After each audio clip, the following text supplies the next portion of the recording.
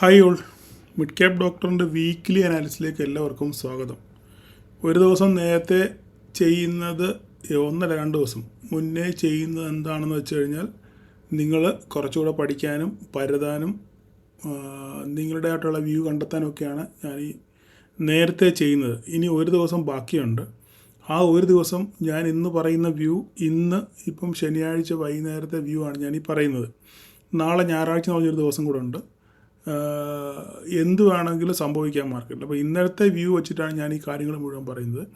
നാളെ ഇതിനെന്തെങ്കിലും മാറ്റം വന്നു കഴിഞ്ഞാൽ അതിനനുസരിച്ച് മാർക്കറ്റിൽ വ്യതിയാനങ്ങൾ ഉണ്ടാകാൻ സാധ്യതയുണ്ട്. അത് നിങ്ങളുടെ മനസ്സിലിരിക്കുക. അതുകൊണ്ട് ഞാൻ ഈ നേരത്തെ ചെയ്യുന്നത് കൊണ്ട് എനിക്ക് ഗുണമുണ്ട് ദോഷമുണ്ട്. ഗുണമെന്ന് പറഞ്ഞു കഴിഞ്ഞാൽ നിങ്ങൾക്ക് കുറച്ചുകൂടി പഠിക്കാനും സാവകാശം കിട്ടും. ദോഷം എന്ന് പറഞ്ഞു കഴിഞ്ഞാൽ ഇനി ഒരു ദിവസം ബാക്കി നിൽക്കുന്നുണ്ട്, ആ ദിവസം എന്ത് സംഭവിക്കും എന്നുള്ള കാര്യം നമുക്കറിയത്തില്ല. അതുമാത്രമല്ല, ഇനിയിപ്പം തിങ്കളാഴ്ച US മാർക്കറ്റ് അവധിയുമാണ്. അപ്പോൾ ഇത്രയും കാര്യങ്ങളാണ് പ്രാഥമികമായിട്ട് പറയാനുള്ളത്. അപ്പം നമുക്ക് ആദ്യം വെള്ളിയാഴ്ചത്തെ മാർക്കറ്റിലോട്ട് ഒന്ന് വരാം. വെള്ളിയാഴ്ചത്തെ മാർക്കറ്റിൽ വന്നു കഴിഞ്ഞ് കഴിഞ്ഞാൽ എന്താ സംഭവിച്ചത്? വെള്ളിയാഴ്ചത്തെ മാർക്കറ്റിൽ നല്ല രീതിയിലൊരു പൊട്ടൽ കണ്ടു, അല്ലേ? നല്ല രീതിയിലൊരു പൊട്ടൽ കണ്ടു. ഈ പൊട്ടലിൻ്റെ ആധാരം എന്താണെന്ന് നിങ്ങൾക്ക് ആർക്കെങ്കിലും അറിയാമോ? ആദ്യം നമുക്ക് മാർക്കറ്റിൻ്റെ ഓപ്പർച്യൂണിറ്റീസ് ജസ്റ്റ് നോക്കാം. ഇന്നലെ ഒരാൾ കമൻറ്റ് ഇരിക്കുന്നുണ്ട്, സാറേ അവസരങ്ങളുടെ കാര്യങ്ങളൊന്നും പറഞ്ഞില്ല. എന്നൊന്നും ഞാൻ ഈ അവസരം പറഞ്ഞു തരണം, നിങ്ങൾക്ക് തന്നെ കണ്ടെത്താവുന്ന കാര്യങ്ങളേ ഉള്ളൂ. ഇന്ന് നമ്മുടെ 2-3 സ്റ്റുഡൻസ് എനിക്ക് അവർ ആ ദിവസത്തെ ചാർട്ട് എടുത്ത് തന്നിട്ട് അവർ 1, 2, 3, 4, 5 എന്നുള്ള നമ്പർ ഇട്ടിട്ട് എനിക്ക് കഴിഞ്ഞു, സാർ ഇതൊക്കെയല്ലേ ഓപ്പർച്യൂണിറ്റീസ് എന്ന് പറഞ്ഞു. എനിക്ക് വളരെ സന്തോഷം തോന്നി. കാരണം അപ്പോൾ അവരൊക്കെ പഠിക്കാൻ വേണ്ടി മെനക്കെടുന്നുണ്ട്, മനസ്സിലായില്ലേ? അപ്പോൾ അത് വെച്ച് അവർ ഓപ്പർച്യൂണിറ്റീസ് കണ്ടെത്തി അവർ ട്രേഡ് എടുത്ത് അവർ ലാഭം ഉണ്ടാക്കുന്നുണ്ട്. അപ്പോൾ അത് അപ്രീഷിയേറ്റബിളാണ്. അപ്പോൾ നിങ്ങൾ അതുപോലെ ഓരോരുത്തരും ചെയ്യാൻ ശ്രമിക്കുക. അന്നും പറഞ്ഞ് ഇതെല്ലാവരും കൂടെ നിങ്ങൾ എനിക്കെന്തൊരു സ്ക്രീൻഷോട്ട് അയച്ചു കഴിഞ്ഞാൽ ഞാൻ വിലഞ്ഞു പോകത്തേ ഉള്ളൂ. അങ്ങനെയല്ല, നിങ്ങൾ സ്വയം കണ്ടെത്താൻ ശ്രമിക്കുക. നിങ്ങൾ മാർക്ക് ചെയ്ത് പിറ്റേ ദിവസം ഞാൻ പറയുമ്പോൾ നിങ്ങൾക്കത് പെട്ടെന്ന് മനസ്സിലാവുമല്ലോ. ശരിയല്ലേ പറഞ്ഞാൽ? അല്ലെങ്കിൽ നിങ്ങൾ മാർക്ക് ചെയ്ത് വെച്ചിട്ട് മാർക്കറ്റ് അതിനനുസരിച്ച് എങ്ങനെയാണ് ബിഹേവ് ചെയ്യുന്നത് എന്നുള്ള കാര്യം നിങ്ങൾ മനസ്സിലാക്കിയേക്കുക. അപ്പോൾ ഇന്നത്തെ ഓപ്പർച്യൂണിറ്റീസ് നമുക്ക് നോക്കാം. മാർക്കറ്റ് നല്ലൊരു ഗ്യാപ്പ് അപ്പിൽ ഓപ്പൺ ചെയ്തു. ഗ്യാപ്പ് അപ്പിൽ ഓപ്പൺ ചെയ്തതിന് ശേഷം മാർക്കറ്റ് നേരെ താഴോട്ട് വന്നു, അല്ലേ? താഴോട്ട് വന്നു പിന്നെ റിജക്റ്റ് ചെയ്ത് റിവേഴ്സ് ചെയ്ത് 5 മിനിറ്റിൻ്റെ ക്യാൻഡിൽ ഗ്രീനിൽ റിജക്ഷനോട്ട് ക്ലോസ് ചെയ്തു. നെക്സ്റ്റ് ക്യാൻഡിൽ വീണ്ടും നേരെ താഴോട്ട് വന്നു, അല്ലേ? അപ്പോൾ ഇവിടെ കുറേ നേരം കിടന്ന് ആടി കളിച്ചു.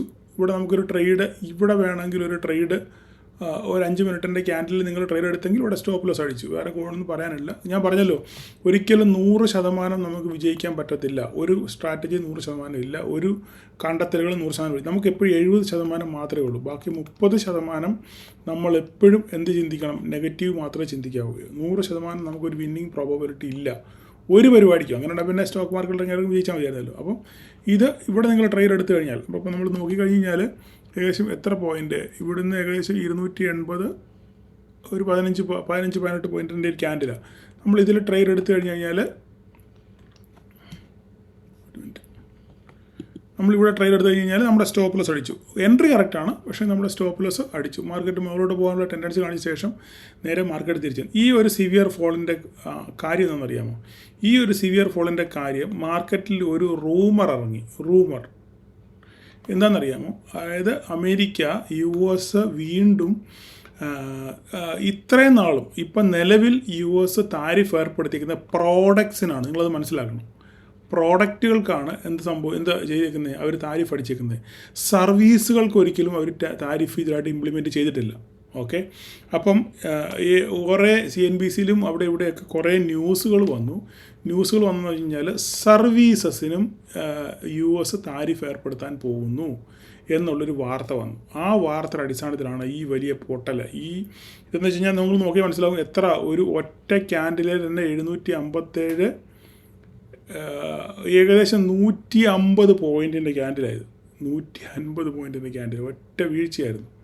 അത് ആ ന്യൂസ് വന്നതോടുകൂടാണ് അത് വീണത്. അപ്പം മനസ്സിലായല്ലോ ന്യൂസിൻ്റെ ഇമ്പാക്റ്റ് എന്തുമാത്രമാണ്, ന്യൂസിന് എന്തുമാത്രം സ്വാധീനം ചെലുത്താൻ പറ്റുന്നുള്ള കാര്യം നിങ്ങൾക്ക് മനസ്സിലായല്ലോ.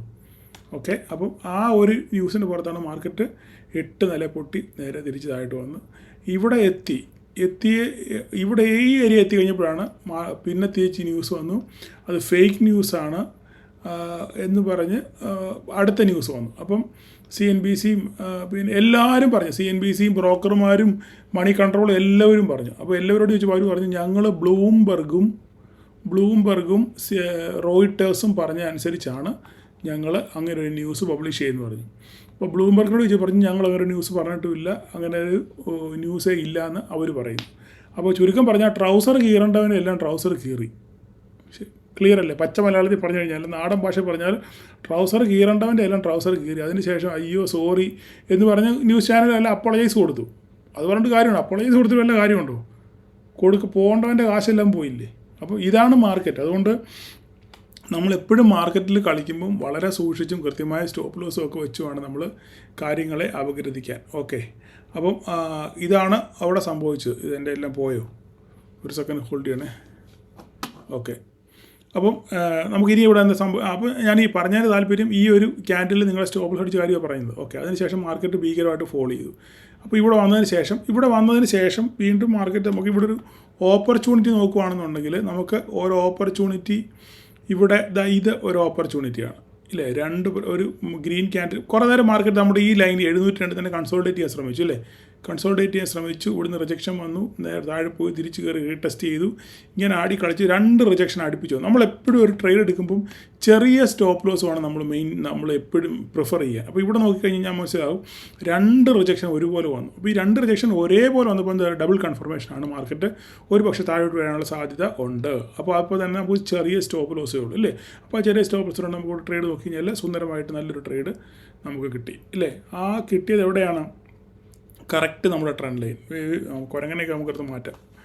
ഒരു സെക്കൻഡ്, കുരങ്ങനൊന്നും നമുക്കിനി വേണ്ട, ഞാനത് ചുമ്മാ ജസ്റ്റ് തമാശ കിട്ടുന്ന മാത്രമേ ഉള്ളൂ.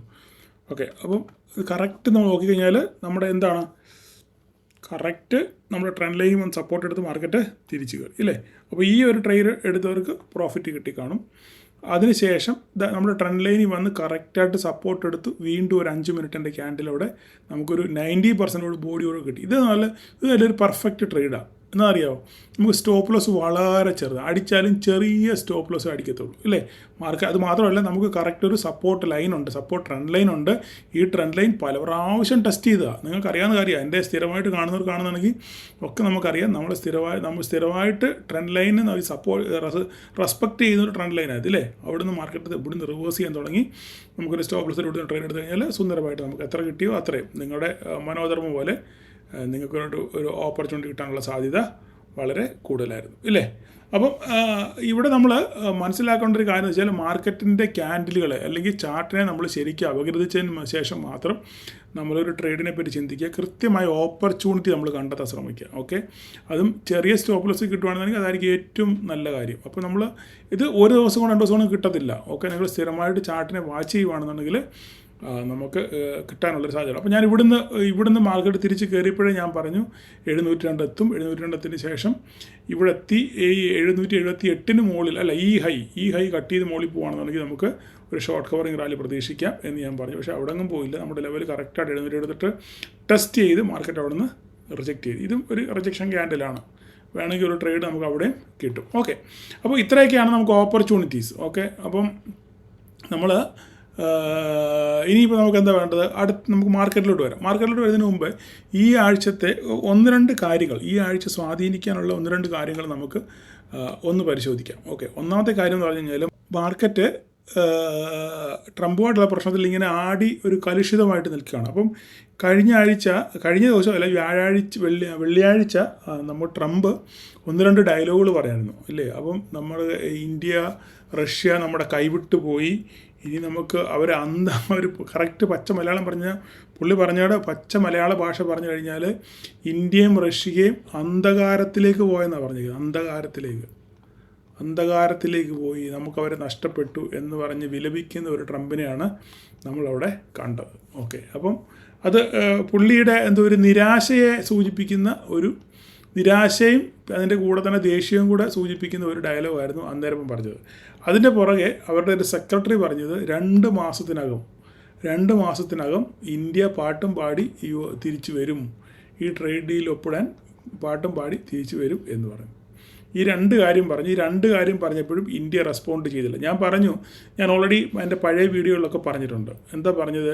നമ്മൾക്ക് ഇന്ത്യയും യു എസുമായിട്ടുള്ള ഈ പ്രശ്നത്തിനകത്തിൽ നഷ്ടം സംഭവിക്കാൻ പോകുന്നത് നമുക്ക് തന്നെ. ഈ പറയുന്ന നമ്മുടെ മലയാളം പത്രങ്ങളും മലയാളം സോഷ്യൽ മീഡിയയും ന്യൂസ് ചാനലൊക്കെ തള്ളി വിടുന്ന പോലൊന്നും അല്ല കാര്യങ്ങളില്ല. അതിൻ്റെ റിയാലിറ്റി നമ്മൾ മനസ്സിലാക്കുകയാണെങ്കിൽ നഷ്ടം നമുക്ക് തന്നെ ഉണ്ടാകും. അതുകൊണ്ടാണ് ഇത്രയൊക്കെ നമ്മളെ കുത്തി പറഞ്ഞിട്ടും നമ്മൾ റെസ്പോണ്ട് ചെയ്യാത്തതിൻ്റെ പ്രധാനപ്പെട്ട കാര്യം ഇതാണ്. നമ്മൾ ഏതെങ്കിലും രീതിയിൽ റെസ്പോണ്ട് ചെയ്ത് അതൊരു എന്താ പറയുന്നത് പ്രതികാര ബുദ്ധിയായിട്ട് അവർക്ക് മാറിക്കഴിഞ്ഞാൽ പല സാങ്ഷൻസും നമുക്കെതിരെ വരാനുള്ള സാധ്യതയുണ്ട്. അതൊക്കെ നമ്മൾ വളർന്നുകൊണ്ടിരിക്കുന്ന എക്കണോമിയാണ്. ആ എക്കണോമിയെ തകർക്കാൻ പറ്റുന്ന രീതിയിൽ അവർക്ക് പല കാര്യങ്ങളും ചെയ്യാൻ പറ്റും. ഇല്ല, നമ്മൾ വെറും ഒരു 4 ട്രില്യൺ 4.2 3 ഉള്ള ഒരു എക്കണോമി, 4 ട്രില്യൺ GDP ഉള്ളൊരു എക്കണോമിയാണ്. അവരെന്ന് പറയുന്നത് ഏകദേശം 30 ട്രില്യൺ ഉണ്ട്. അപ്പം ആനയും ആടും തമ്മിൽ വ്യത്യാസം, ആനയും ആടുമല്ല, ആനയും എലിയും തമ്മിലുള്ള വ്യത്യാസമുണ്ട്. മനസ്സിലായില്ല? അപ്പോൾ അവർക്കൊക്കെ എന്ത് വേണമെങ്കിലും ചെയ്യാൻ പറ്റും. നമ്മുടെ ഈ 4.3 എന്ന് പറയുന്ന നിങ്ങളൊരു കാര്യം മനസ്സിലായി, ഈ 4.3 എന്ന് പറഞ്ഞ ട്രില്യൺ GDP എന്ന് പറയുന്നത് അവിടുത്തെ ആപ്പിൾ കമ്പനിയുടെ ടോട്ടൽ മാർക്കറ്റ് ക്യാപിറ്റലിനേക്കാളും കുറവാണിത്. ആപ്പിളിൻ്റെ ടോട്ടൽ മാർക്കറ്റ് ക്യാപിറ്റൽ നോക്കുകയാണെന്നുണ്ടെങ്കിൽ ഈ 4.3 കൂടുതലുണ്ട്. മനസ്സിലായില്ലേ? അപ്പോൾ അങ്ങനെ ഇത്ര വ്യത്യാസമുള്ളപ്പോൾ നമ്മൾ ഒരിക്കലും കയറി, അവർക്ക് ബുദ്ധിമാന്മാർക്ക് അറിയാം ഒത്തിരി കയറി കളിക്കാൻ പോകത്തില്ല. അതുകൊണ്ടാണ് ഇന്ത്യ ഇത്രയും നാളും ഒരക്ഷരം പോലും ഇത്രയൊക്കെ പ്രതികാരം എന്താ പറയുന്നത് രൂക്ഷമായിട്ട് പ്രതികരിച്ചിട്ടും നമ്മൾ തിരിച്ച് റെസ്പോണ്ട് ചെയ്യാത്തതിൻ്റെ പ്രധാനപ്പെട്ട കാര്യം അതൊക്കെ തന്നെയാണ്. അപ്പം നമ്മൾ ഈ സോഷ്യൽ മീഡിയ തള്ളിമറിക്കുന്നവരല്ല, നമ്മളതിൻ്റെ ഫാക്റ്റ് മനസ്സിലാക്കണം. തട്ടുകേട് നമുക്ക് തന്നെയാണ് ഉണ്ടാകുന്നത്. അപ്പം ഇത്രയൊക്കെ ട്രംപ് നിങ്ങളൊരു കാര്യം മനസ്സിലാക്കി, ചിലപ്പോൾ നിങ്ങൾക്ക് കുറച്ചെങ്കിലും മുഷ്ടിൽ തോന്നുന്നുണ്ടായിരിക്കും. പക്ഷേ ഞാൻ ഈ പറയുന്ന കാര്യങ്ങൾ നിങ്ങളൊന്ന് മനസ്സിലാക്കിയിരിക്കുക, അത് നിങ്ങൾക്ക് ഉപകാരപ്പെടും. അപ്പോൾ ട്രംപ് പറഞ്ഞു പോയി എൻ്റെ റഷ്യയും ഇന്ത്യ അന്ധകാരത്തിലേക്ക് പോയി, അവർ നഷ്ടപ്പെട്ടു പോയി എന്നൊക്കെ ഡയലോഗ് പറഞ്ഞു. അതിൻ്റെ പുറകെ അവർ സെക്രട്ടറി പറഞ്ഞു, എന്തു പറഞ്ഞു, 2 മാസത്തിനകം ഇന്ത്യ പാട്ടും പാടി വരുമെന്ന് പറഞ്ഞു. അത് പറഞ്ഞതിന് ശേഷം ഇവിടെ ഇന്ത്യയിലൊരു ഡെവലപ്മെൻറ്റ് ഉണ്ടായി. ഉണ്ടായെന്ന് വെച്ച് കഴിഞ്ഞാൽ സെപ്റ്റംബർ 26-ാം തീയതി സെപ്റ്റംബർ 26-ാം തീയതി UN അസംബ്ലി ഉണ്ട്. UN assembly. ഈ അസംബ്ലിയിൽ നമ്മുടെ മോദി പോകാൻ വേണ്ടി ഷെഡ്യൂൾ ചെയ്തിട്ടുണ്ട് 26-ാം തീയതി. ഈ പോക്ക് പുള്ളി ക്യാൻസൽ ചെയ്തു. ഈ രണ്ട് ഇത് വന്നു കഴിഞ്ഞപ്പോഴത്തേക്കും സെപ്റ്റംബർ 26-ാം തീയതി മോദി UN അസംബ്ലിയിൽ, അമേരിക്കയിലാണ് പോകേണ്ടത്, അപ്പോൾ അസംബ്ലിയിൽ പോകാനുള്ള സംഭവം സെറ്റായിട്ട് വെച്ചിരുന്നതാണ്. അത് പുള്ളി ക്യാൻസൽ ചെയ്ത ശേഷം അതിന് ജയശങ്കറിനെ പറഞ്ഞുവിടാൻ തീരുമാനിച്ചു. അപ്പോൾ അങ്ങനെ ഒരു സംഭവവാസം എൻ്റെ ഇടയിൽ നടന്നു. അതിനുശേഷം ഈ സംഭവവാസം ഇതൊക്കെ അണ്ടർഗ്രൗണ്ടിൽ നടക്കുന്ന കാര്യങ്ങളാണ്.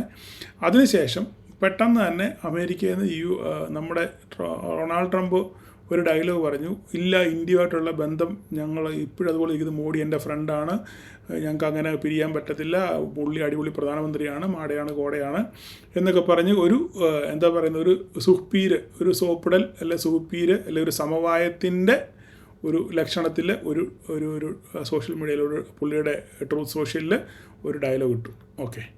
അപ്പോൾ അങ്ങനെ പറഞ്ഞു കഴിഞ്ഞപ്പോൾ അതിന് റെസ്പോണ്ട് ചെയ്തു. എങ്ങനെയാണ്? ഇപ്പോൾ ട്രംപ് പോസിറ്റീവായിട്ടാണ് ഒരു റെസ്പോണ്ട് നടത്തിയത്. എങ്ങനെയാണ്? ഇന്ത്യ നമ്മുടെ അടുത്ത സുഹൃത്ത് രാജ്യമാണ്, നമ്മൾ ഇന്ത്യ തമ്മിൽ ഭയങ്കര വലിയ ബന്ധമാണ്, മോഡി അടിപൊളി പ്രധാനമന്ത്രിയാണ്, ഇങ്ങനെയാണെന്ന് പറഞ്ഞ് കുറേ പുകഴ്ത്തി കുറേ ഡയലോഗ് പറഞ്ഞു. ആ ഡയലോഗിന് നമ്മൾ എന്ത് ചെയ്തു? പുള്ളി റെസ്പോണ്ട് ചെയ്തു. നിങ്ങളുടെ കമൻറ്റിന് നന്ദി എന്ന് പറഞ്ഞ് ഒരു പ്രതികരണം നടത്തി. അപ്പോൾ ഇത്രയുമാണ് നിലവിൽ അന്തരീക്ഷത്തിൽ നിൽക്കുന്ന റൂമറുകൾ. അപ്പം ഇതൊരു പോസിറ്റീവ് സൈനാണ്. ഇങ്ങനൊരു സംഭവം വന്നു കഴിഞ്ഞപ്പം ഒരു സമവായത്തിൻ്റെ ലക്ഷണമാണ്. അപ്പം ട്രംപ് ഇങ്ങനെ പറഞ്ഞു, മോഡി തിരിച്ചിങ്ങനെ റിപ്ലൈ ചെയ്തു. അപ്പോൾ അതൊരു സമവായത്തിൻ്റെ ലക്ഷണമായിട്ട് നമ്മൾ കാണുന്നുണ്ട്. അങ്ങനെയാണെന്നുണ്ടെങ്കിൽ അടുത്ത ദിവസങ്ങളിൽ ചിലപ്പം വീണ്ടും ട്രേഡ് ടോക്ക് അത് പുനരാരംഭിക്കാനുള്ള സാധ്യത വളരെ കൂടുതലാണ്. അങ്ങനെയാണെന്നുണ്ടെങ്കിൽ അത് മാർക്കറ്റ് പോസിറ്റീവായിട്ട് എടുക്കും. എന്തായാലും തിങ്കളാഴ്ച മാർക്കറ്റ് ഓപ്പൺ ചെയ്യുമ്പം അവിടെ US മാർക്കറ്റ് അവധിയാണ്. എങ്കിലും തിങ്കളാഴ്ച രാവിലെ നമ്മുടെ ഇന്ത്യൻ മാർക്കറ്റ് എങ്ങനെയാണ് എടുക്കുന്നത് എന്നുള്ള കാര്യം നമുക്ക് അറിയത്തില്ല. എന്തായാലും വരും ദിവസങ്ങളിൽ ഈ വക കാര്യങ്ങളൊക്കെ നമുക്ക് കണ്ടറിയാം മാർക്കറ്റിൽ എങ്ങനെ. അപ്പോൾ നിങ്ങളൊരു കാര്യം മനസ്സിലാക്കിയല്ലോ, ന്യൂസുകളുടെ പുറകെ മാർക്കറ്റ് പോവും. ആ ന്യൂസ് നിലനിൽക്കുമ്പം അവിടെ ചാർട്ടുകളൊന്നും വർക്ക് ചെയ്യാനുള്ള സാധ്യതയൊക്കെ വളരെ കുറവാണ്. വീഴ്ച കണ്ടില്ലേ, ഇവിടുന്ന് 200 പോയിൻ്റ് ഒറ്റയടിക്ക് വീണത്. ഇവിടുന്ന് ഒരു വീഴ്ച വീണിട്ട് 200 പോയിൻറ്റിന് മേളിൽ ഏകദേശം 24,800 24,625 ഏകദേശം 175 പോയിൻറ്റിനടുത്ത് മാർക്കറ്റ് ഒറ്റ ഒരു 10 മിനിറ്റ് കൊണ്ട് 15 മിനിറ്റ് കൊണ്ട് പൊട്ടി. മനസ്സിലായില്ല, 20 മിനിറ്റ് കൊണ്ട് പൊട്ടി മാർക്കറ്റ്. അപ്പം നമ്മൾ ഇങ്ങനെയുള്ള കാര്യങ്ങളൊക്കെ നമ്മുടെ മനസ്സിലിരിക്കണം. എപ്പോഴും മാർക്കറ്റിൽ ഇങ്ങനെ അൺസർട്ടനിറ്റി അല്ലെങ്കിൽ ന്യൂസുകളുടെ ഇമ്പാക്റ്റുകൾ ഉണ്ടാകാനുള്ള സാധ്യത ഉള്ളപ്പോൾ നമ്മൾ ട്രേഡ് എടുക്കുമ്പോൾ വളരെ സൂക്ഷിച്ച് കണ്ട് മാത്രമേ ട്രേഡ് എടുക്കാവൂ. കൃത്യമായി ന്യായമായി പ്രോഫിറ്റ് ബുക്ക് ചെയ്യുമ്പോൾ നമ്മൾ അവിടെ നിന്ന് മാറി നിൽക്കാൻ ശ്രമിക്കുക. ഓക്കെ, ഇത്രയൊക്കെ പറഞ്ഞ് നിങ്ങളെ ഞാൻ മുഷിപ്പിക്കുന്നില്ല. അപ്പോൾ നമുക്കിനി ചാർട്ടിലോട്ട് വരാം. ചാർട്ടിലോട്ട് വന്നു കഴിഞ്ഞാൽ നമുക്ക് ആദ്യം ഡേ ചാർട്ട് പോകാം. ഡേ ചാർട്ടിലോട്ട് പോയി കഴിഞ്ഞാൽ നിങ്ങൾ നോക്കിയാൽ മനസ്സിലാകും. കണ്ടോ, കറക്റ്റ് നമ്മൾ ഒന്നും മാറ്റേണ്ട കാര്യമില്ല. നമ്മുടെ ട്രെൻഡ് ലൈൻ അടിപൊളിയായിട്ട് വർക്ക് ചെയ്തിട്ടുണ്ട്. കറക്റ്റ് ആ പോയിൻ്റിൽ വന്ന് റിജക്ഷനാണ്. കണ്ടോ, റിജക്ഷനാണ്. ഇന്നലെ എവിടെയാണ് ക്ലോസ് ചെയ്തത് അതേ പോയിൻ്റ് തന്നെയാണ് മാർക്കറ്റ് ഇന്നും ക്ലോസ് ചെയ്തിരിക്കുന്നത്. Shankaran again on the coconut tree എന്ന് പറഞ്ഞ പോലെ തന്നെ. അപ്പം ഡെയിലി നോക്കുകയാണെന്നുണ്ടെങ്കിൽ ഇപ്പോഴും പോസിറ്റീവ് മൊമെൻറ്റ് തന്നെയാണ്. നമുക്ക് നെഗറ്റീവ് മൊമെൻറ്റ് എപ്പോഴാണ്, ബെയറിഷ് സെൻറ്റിമെൻറ്റ്സ് എപ്പോഴാണ് വരുന്നത്? ഈ ട്രെൻഡ് ലൈനിൻ്റെ താഴെ പോയി ഡേ ക്യാൻഡിൽ ക്ലോസ് ചെയ്താൽ മാത്രമേ നമുക്ക് എന്ത് പറയാൻ പറ്റത്തുള്ളൂ, ഒരു ബെയറിഷ് സെൻറ്റിമെൻറ്റ്സ് പറയാൻ പറ്റത്തുള്ളൂ. ഇല്ലെങ്കിൽ ഈ ട്രെൻഡ് ലൈന് മുകളിൽ നിൽക്കുന്നിടത്തോളം കാലം മാർക്കറ്റ് എപ്പോഴും പോസിറ്റീവ് ആയിരിക്കും. ഓക്കെ, അപ്പം ഡേ ക്യാൻഡിൽ നമുക്ക് ഇത്രയാണ് പറയാനുള്ളത്. നമുക്ക് ഇനി വീക്കിലിയിലൂടെ ഒന്ന് കയറി നോക്കാം. വീക്കിലി നോക്കുമ്പോൾ ഇവിടെ ഒരു ഡെവലപ്മെൻറ്റ്സ് നമുക്ക് കാണാൻ പറ്റുന്നുണ്ട്. വീക്കിലി നോക്കുമ്പോൾ ഒരു ഡെവലപ്മെൻറ്റ്സ് എന്താ നോക്കിക്കഴിഞ്ഞാൽ, നിങ്ങൾ നോക്കിക്കേ, ഇവിടെ നമ്മുടെ പ്രൈസ് ആക്ഷൻ ശരിക്കും കാണാൻ പറ്റുന്ന ഒരു സംഭവമുണ്ട്. നോക്കിക്കേ, എന്താണ് കഴിഞ്ഞ ആഴ്ച ഒരു വെടിക്കെട്ട് എന്താണ് ഒരു ബെയറിഷ് ക്യാൻഡിലായിരുന്നു ഫോം ചെയ്തത് ഇല്ലേ? അതിനുശേഷം ഈ ആഴ്ച ഉണ്ടാക്കിയ ക്യാൻഡിൽ എന്താണ്, ഒരു ഗ്രീൻ ക്യാൻഡിൽ വിത്ത് റിജക്ഷൻ. ഓക്കെ, ഗ്രീൻ ക്യാൻഡിൽ വിത്ത് റിജക്ഷൻ ആണെങ്കിലും നമ്മളിത് നോക്കിക്കഴിഞ്ഞാൽ ഒരു കാര്യം മനസ്സിലാവും. എന്താണ്, പ്രീവിയസ് ക്യാൻഡിലിൻ്റെ 50% മുകളിൽ കട്ട് ചെയ്താണ് ഈ ഗ്രീൻ ക്യാൻഡിൽ ക്ലോസ് ചെയ്തേക്കുന്നത്. മനസ്സിലായി പറഞ്ഞേ കഴിഞ്ഞ ആഴ്ച മാർക്കറ്റ് ക്ലോസ് ചെയ്തു, അതേ പോയിന്റിൽ നിന്ന് തന്നെ മാർക്കറ്റ് തിരിച്ച് കയറി ഈ ക്യാൻഡിലിൻ്റെ പ്രീവിയസ് ക്യാൻഡിലിനെ വെല്ലുന്ന രീതിയിൽ ഫുൾ റിക്കവർ ആയെങ്കിലും ഇന്നലത്തെ ആ വീഴ്ച കൊണ്ട് മാർക്കറ്റ് താഴോട്ട് പോയി. എങ്കിലും പ്രീവിയസ് ക്യാൻഡിലിൻ്റെ 50% മോർ ദാൻ 50% മുകളിലാണ് ഈ വീക്കിലി ക്യാൻഡിൽ ക്ലോസ് ചെയ്തേക്കുന്നത്. ഇത് നൽകുന്ന സിമ്പൽ എന്താണ് ഇത് നൽകുന്ന സിമ്പൽ? മാർക്കറ്റ് ഒരു പക്ഷെങ്കിൽ മുകളിലോട്ട് പോകാനുള്ള സാധ്യത വളരെ കൂടുതലാണ് എന്നാണ് ഈ ക്യാൻഡിൽ സൂചിപ്പിക്കുന്നത്. ഇത് ന്യൂസിൻ്റെ ഇമ്പാക്റ്റ് ആണെന്നുണ്ടെങ്കിൽ മറിയാം. എങ്കിലും ആസ് പെർ ചാർട്ട് നമ്മുടെ കവടിയിൽ കാണുന്നത് എന്താണ് മാർക്കറ്റ് ഒരു അപ്സൈഡ് റാലി തരാനുള്ള സാധ്യത വളരെ കൂടുതലാണ് എന്നാണ് ഈ ക്യാൻഡിൽ സൂചിപ്പിക്കുന്നത്. ഓക്കെ, നമ്മൾ പ്രൈസ് ആക്ഷൻ പഠിച്ചത് പ്രകാരം എന്താണ്, 50% മുകളിൽ പ്രീവിയസ് ക്യാൻഡിലിനെ കട്ട് ചെയ്ത് മുകളിൽ ക്ലോസ് ചെയ്യുകയാണെന്നുണ്ടെങ്കിൽ ആ സൈഡിലോട്ട് മാർക്കറ്റ് പോകാനുള്ള സാധ്യത വളരെ കൂടുതലാണ്. അപ്പോൾ ഇത്രയുമാണ് വീക്കിലിയിൽ നമുക്ക് കാണാനുള്ളത്. ഇനി 5 മിനിറ്റിൻ്റെ ക്യാൻഡിലോട്ട് കഴിഞ്ഞാൽ നമുക്കൊന്നും പറയാനില്ല. എന്താ അവിടെ പറയാനുള്ളത്? ഒരു സാധനം പറയാനുള്ള നമ്മുടെ എല്ലാ സംഭവവും അവിടെ കിടപ്പുണ്ട്. അപ്പോൾ നമുക്ക് ഒരു സംഭവങ്ങളും മാറ്റാൻ നമുക്ക് സെറ്റപ്പൊന്നും ഇല്ല. അപ്പോൾ നമുക്ക് വേണമെങ്കിൽ ഇവനെ അങ്ങ് മാറ്റിയേക്കാം. ഈ ഒരിക്കൽ അത് വേണ്ട, ഇനി അവിടെ കിടന്നു, അത് പോട്ടെ. വേറെ നമുക്ക് ഒന്നും ഇവിടെ മാറ്റാനുള്ള കാര്യങ്ങളൊന്നും ഈ 702 മാറ്റണമെന്ന് ചോദിച്ചു കഴിഞ്ഞാൽ 702 വേണം നമുക്കൊന്ന് മാറ്റാം. 702 ഒന്ന് അഡ്ജസ്റ്റ് ചെയ്യാം. 702 നമ്മളൊന്ന് അഡ്ജസ്റ്റ് ചെയ്ത്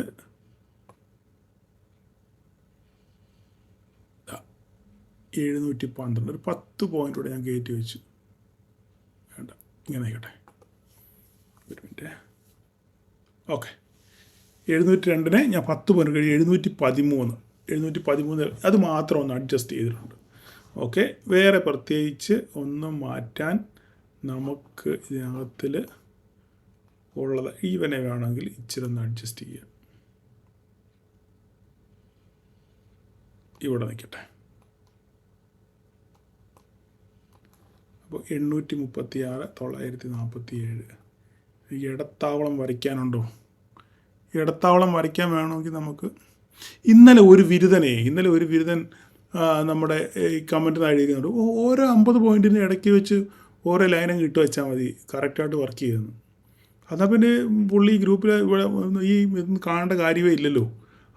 ഓരോ 50 പോയിൻ്റ് ലൈൻ ഇട്ട് അങ്ങ് പോയാൽ മതിയല്ലോ. എല്ലായിടത്തും റെസിഡൻസ് സപ്പോർട്ട് എടുത്ത് വർക്ക് ചെയ്യും. വേണം നിങ്ങൾ അങ്ങനെ പരീക്ഷിച്ച് നോക്കിയോ കേട്ടോ. ഓരോ 50 പോയിൻറ്റിന് ഇടയ്ക്കിട്ടേ നിങ്ങൾ ലൈൻ ഇട്ട് നോക്കിയോ, വർക്ക് ചെയ്യുന്നുണ്ടെന്നുണ്ടെങ്കിൽ അടിപൊളി ആയിരിക്കുമല്ലോ. പിന്നെ പ്രത്യേകിച്ച് ആരുടെയും പുറകെ പോകേണ്ട കാര്യമില്ലല്ലോ. ഓക്കെ, 836 947 ഇതിനിടയ്ക്കൊരു ലൈൻ വരയ്ക്കണം എന്ന് തോന്നുന്നു. ഇതൊരു ഒരു ഒരു ചെറിയൊരു ഇടത്താവളം പോലെ നമുക്കിവിടെ വയ്ക്കാം. അതായത്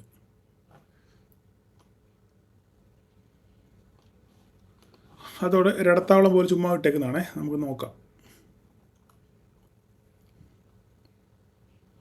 ഈ 947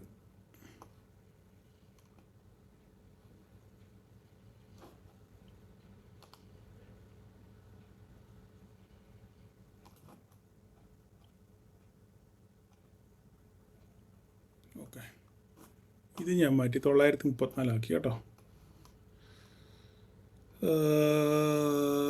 ഓക്കെ, അത്രയും നോട്ടെ, വേറെ മാറ്റങ്ങളൊന്നുമില്ല. ഇത്രയും മാറ്റങ്ങൾ മാത്രമേ ഞാൻ ചെയ്തിട്ടുള്ളൂ. നാളെ അപ്പം എന്താണ്, ഗ്യാപ്പ് അപ്പിൽ ഓപ്പൺ ചെയ്യുകയാണെന്നുണ്ടെങ്കിൽ നാളെ നല്ല പോസിറ്റീവ് മൊമെൻറ്റം വന്ന് വീണ്ടും ഓപ്പൺ 836 മോൾ ഓപ്പൺ ചെയ്യുകയാണെന്നുണ്ടെങ്കിൽ എവിടെയാണോ ഓപ്പൺ ചെയ്യുന്നത്, നിങ്ങളിങ്ങനെ ചിന്തിച്ചാൽ മതി. എവിടെയാണോ മാർക്കറ്റ് ഓപ്പൺ ചെയ്യുന്നത് അതിന് തൊട്ട് താഴെയുള്ള സപ്പോർട്ടും മുകളിലുള്ള റെസിസ്റ്റൻസ് നോക്കുക. ആ സൈഡിൽ നിന്ന് എങ്ങോട്ടാണ് മാർക്കറ്റ് ബ്രേക്ക് ചെയ്യുന്നത് അവിടെ പ്രൈസ് ആക്ഷൻ നോക്കുക. ഓക്കെ, അതിനനുസരിച്ചായിരിക്കും മാർക്കറ്റ് പോകുന്നത്. നിങ്ങൾ ആ ഒരു ചിന്ത നിങ്ങളുടെ മനസ്സിൽ എപ്പോഴും ഇരിക്കണം.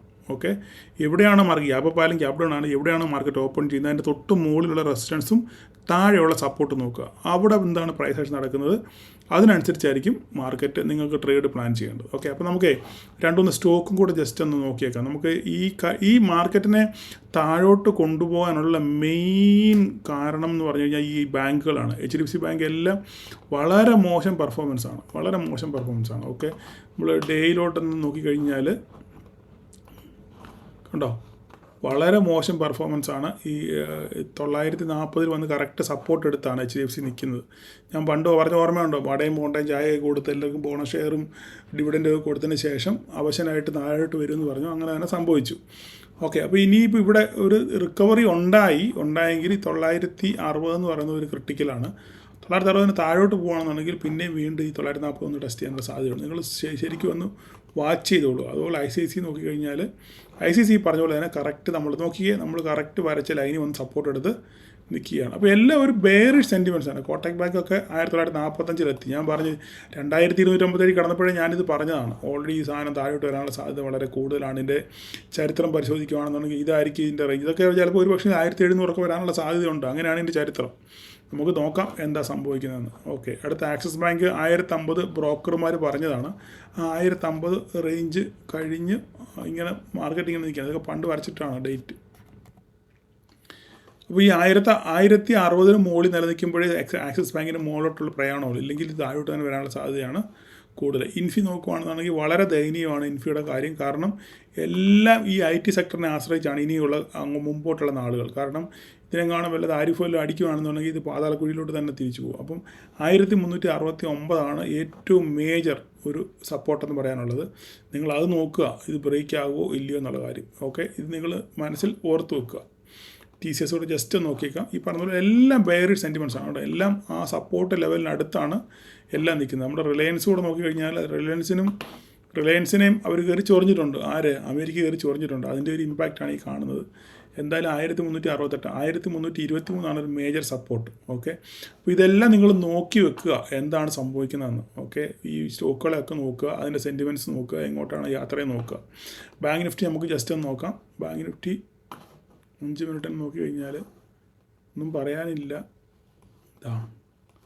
പ്രത്യേകിച്ച് അവിടെ ഒന്നും ഇതിനകത്ത് ഞാൻ എന്തുവാ പറയണ്ടേ പറയൂ. വരയെല്ലാം വരച്ച വിട്ടിട്ടുണ്ട്. ഇത് ചുമ്മാ അങ്ങോട്ടും ഇങ്ങോട്ടും കടന്നിങ്ങനെ ആടി കളിക്കുന്നുള്ളതല്ലാതെ ഒരു മൂവ്മെൻറ്റും ബാങ്ക് നിഫ്റ്റിയിൽ നടക്കുന്നില്ല. ഓക്കെ, അപ്പം 53,944 നോക്കുക. ഇത് വേണമെങ്കിൽ ഇവിടെ ഒരു വര വരയ്ക്കണോ? ചുമ്മാ ലോകത്തെല്ലാം വര വരച്ചിട്ട് വല്ല കാര്യമുണ്ടോ? ഇതാണ്ട് ഇവിടെ ഞാനൊരു വര കാണുന്നു. ഈ വരയുടെ കടന്നോട്ട് ഇത്രയേ ഉള്ളൂ. മിഡ് ക്യാപ്പിൽ ഈയിടെയായിട്ട് ധാരാളം ഓപ്പർച്യൂണിറ്റീസ് ഉണ്ട്. ധാരാളം പേര് ട്രേഡിങ് ചെയ്യുന്നുണ്ട്. കൃത്യമായി നമ്മുടെ ലെവലുകളൊക്കെ അത് നമ്മൾ റെസ്പെക്റ്റ് ചെയ്യുന്നുണ്ട്. ഓക്കെ, അപ്പോൾ അതിനനുസരിച്ച് ആൾക്കാർ മിഡ് ക്യാപ്പിൽ നല്ല ട്രേഡ് എടുക്കുന്നുണ്ട്. ഓക്കെ, പക്ഷേ ഈ സൂക്ഷിച്ച് വേണം. കാരണം 140 ക്വാണ്ടിറ്റിയാണ്. എതിരെ പോയി കഴിഞ്ഞാൽ നല്ല രീതിയിൽ ലോസ് ഉണ്ടാകും. അതുകൊണ്ടാണ് ഞാനിത് കൂടുതലും പ്രോത്സാഹിപ്പിക്കാതെ. എങ്കിലും ഇതിനെ പ്രണയിക്കുന്ന ധാരാളം ആൾക്കാർ നമ്മുടെ ഗ്രൂപ്പിലുണ്ട്. ഓക്കെ, അപ്പോൾ അവരെ ഇവിടെ പറയാനുള്ളത് കറക്റ്റായിട്ട് നിങ്ങൾ ലെവലുകൾ നോക്കി ട്രേഡ് ചെയ്യാൻ ശ്രമിക്കുക. ഓക്കെ, അപ്പോൾ ഇത്രയൊക്കെ കാര്യങ്ങളാണ് എനിക്ക് പറയാനുള്ളത്. അപ്പം നാളെയല്ല ശരിക്കും പഠിക്കുക. ഒരു ദിവസം കൊണ്ട് നിങ്ങൾക്ക് പല ചാർട്ടുകളൊക്കെ പ്രീവിയസ്ലി ഉള്ള ചാർട്ടുകളൊക്കെ നിങ്ങൾ പരിശോധിച്ച് നിങ്ങളൊരു ബാക്ക് ടെസ്റ്റ് ചെയ്യാനൊക്കെ ശ്രമിക്കുക. അങ്ങനെ നിരന്തര പഠനത്തിലൂടെ മാത്രമേ നമുക്ക് വിജയിക്കാൻ പറ്റത്തുള്ളൂ. പഠിക്കാതെ നമുക്ക് വിജയിക്കാൻ പറ്റത്തില്ല. അതുകൊണ്ട് നിരന്തരമായിട്ട് പഠിക്കുക. ധാരാളം ആൾക്കാർ പ്രോഫിറ്റിലെത്തിയതൊക്കെ അറിയാൻ സാധിച്ചതിലൊക്കെ സന്തോഷമുണ്ട്. ഓക്കെ, അപ്പോൾ ഇതിങ്ങനെ കീപ് ഗോയിങ്. ഓക്കെ, അപ്പോൾ എല്ലാവർക്കും അടുത്ത ആഴ്ച ഒരു പ്രോഫിറ്റബിൾ വീക്ക് ആശംസിക്കുന്നു. Thank you all.